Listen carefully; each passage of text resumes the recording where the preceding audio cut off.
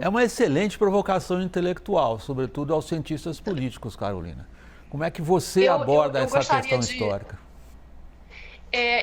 Assim, concordo com grande parte do que o Pablo está dizendo, mas, assim, chamaria atenção pro fato de que Bolsonaro, ele não só está reproduzindo 2018, mas ele está persistindo 2018 desde 2018. O que eu quero dizer é que ele se manteve num patamar e numa dinâmica eleitoral desde que ele foi eleito presidente, não saiu desse palanque desde então, tá?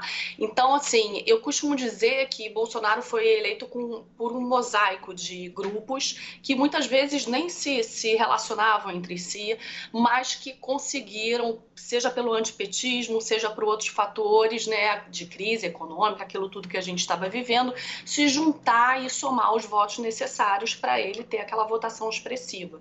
Só que esses grupos, no dia a dia, foram saltando, né? E ele foi ativista nessa perda desse eleitorado por duas questões. Primeiro, porque não entregou absolutamente nada como presidente para a maioria da população. Segundo, porque ele o tempo todo conversou com aquele público bolha dele, aquele bolsonarismo raiz, como você colocou bem aí, né, que é feito de alguns grupos que se mantêm sustentando ele até hoje. Eu acho que a preocupação do presidente foi se manter conversando apenas com esse grupo. Tá? Isso foi um acerto para manter ele coeso e um erro estratégico do ponto de vista eleitoral para ele conseguir, né, manter certa estabilidade para uma possível reeleição. Então, assim, acho difícil ele sair desse patamar, acho difícil por outros motivos macro e as pesquisas têm dado todas elas, pelo menos dos institutos sérios que a gente pode dar uma olhada, é que a economia, especialmente agora a inflação, ela voltou para essa eleição com peso enorme, diferente do que aconteceu de 2016 até 2018 com a eleição dele, que a questão de valores, de moral, comportamental,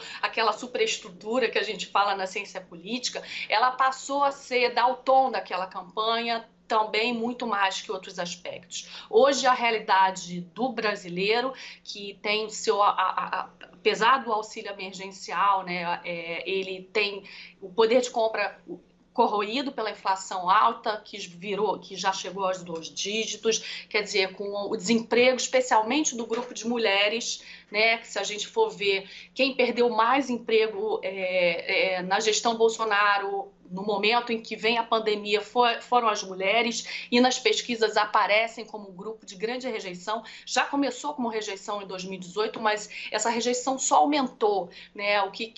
E a gente vê que são as mais prejudicadas pelos efeitos da pandemia. Da mesma forma, os jovens que estão fora do mercado de trabalho, estão com a sua educação muito precarizada em função de ter ficado 2 anos em casa sem internet, sem nenhuma sociabilidade. Enfim, esses pesos da realidade bruta, objetiva, estão caindo e fez com que os grupos que estavam mais indecisos, ou pelo menos que pragmaticamente votaram em Bolsonaro como uma alternativa, eles estão se distanciando pouco a pouco e levando o patamar de rejeição do atual presidente para níveis inéditos.